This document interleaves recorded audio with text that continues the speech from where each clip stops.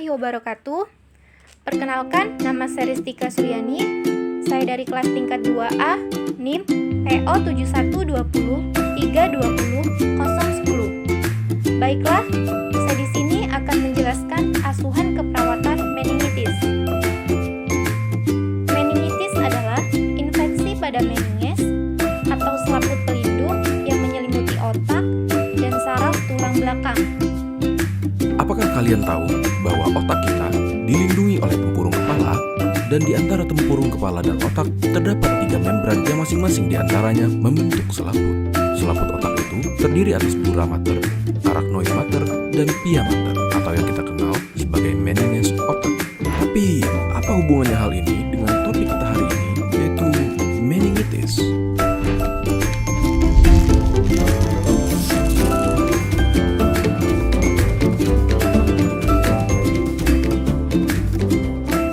Meningitis adalah infeksi yang terjadi di meninges, suatu penyakit yang memiliki implikasi kesehatan yang serius dan jika tidak segera ditangani akan berakibat fatal. Seperti infeksi pada umumnya, meningitis dapat disebabkan oleh berbagai macam mikroorganisme seperti virus, bakteri, maupun fungi. Meningitis yang disebabkan oleh bakteri menghasilkan gejala-gejala yang lebih parah sehingga harus diatasi dengan cepat. Salah satu gejala khas yang dapat mengarahkan kita pada meningitis adalah kaku pada bagian leher. Seringkali, gejala tersebut disertai dengan demam dan sakit kepala yang luar biasa yang dapat disertai dengan muntah-muntah. Gejala-gejala lebih buruk yang bisa muncul adalah kejang, fotosensitivitas, menurunnya nafsu makan, dan lain-lain. Akan lebih baik jika kalian pergi ke dokter untuk melakukan pemeriksaan jika kalian merasa bahwa gejala yang disebutkan ada pada diri kalian. Hal yang menjadi resiko dari seseorang terkena meningitis adalah sistem imun tubuh yang lemah, seperti orang dengan AIDS atau seseorang yang menderita diabetes.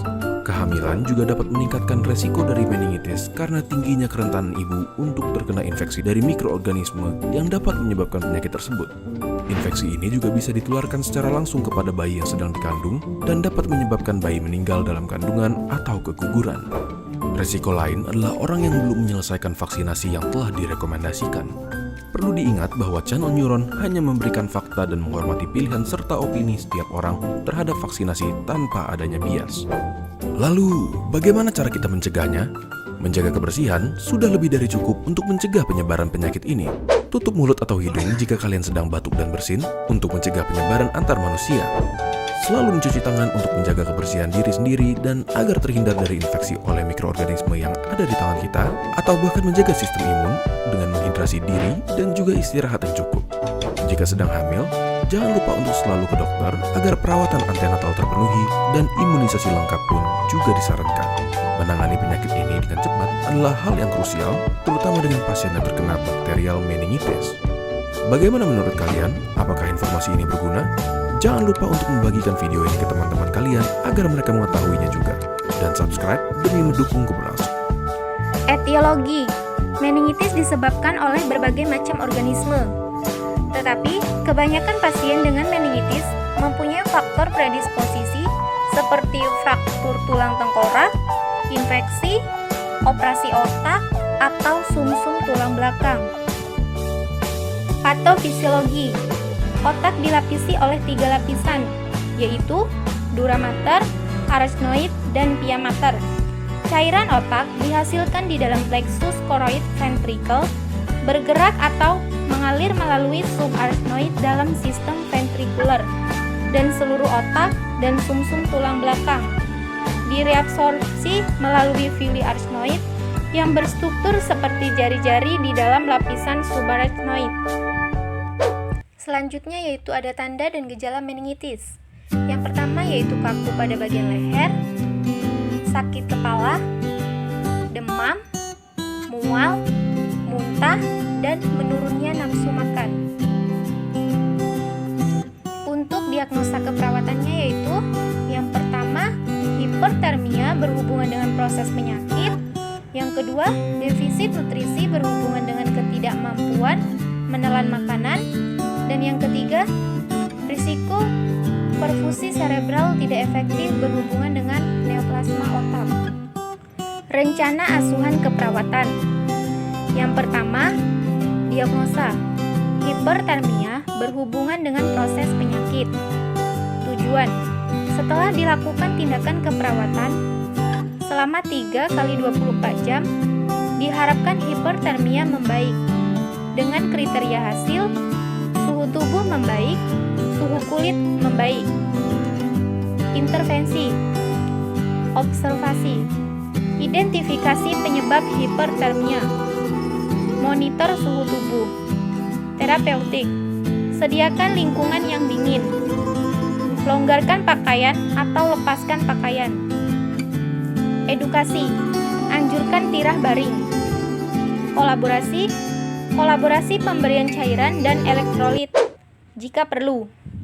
Rasional, untuk mengetahui penyebab hipertermia, untuk mengetahui suhu tubuh pasien, untuk menurunkan suhu tubuh, anjurkan pakaian dilepas, anjurkan pemakaian oksigen, anjurkan tirah baring, anjurkan minum sedikit tetapi sering. Selanjutnya, diagnosa keperawatan yang kedua. Diagnosa, defisit nutrisi berhubungan dengan ketidakmampuan menelan makanan. Tujuan, setelah dilakukan tindakan keperawatan 3 kali 24 jam, diharapkan status nutrisi membaik. Dengan kriteria hasil, indeks massa tubuh membaik, frekuensi makan membaik, nafsu makan membaik. Intervensi, observasi, identifikasi status nutrisi, identifikasi makanan yang disukai, monitor asupan makan. Terapeutik, lakukan oral hygiene sebelum makan jika perlu. Berikan makanan tinggi serat untuk mencegah konstipasi. Rasional, untuk mengetahui status nutrisi, untuk menentukan makanan yang disukai pasien, untuk mencegah konstipasi, untuk menaikkan berat badan, dan supaya nafsu makan bertambah.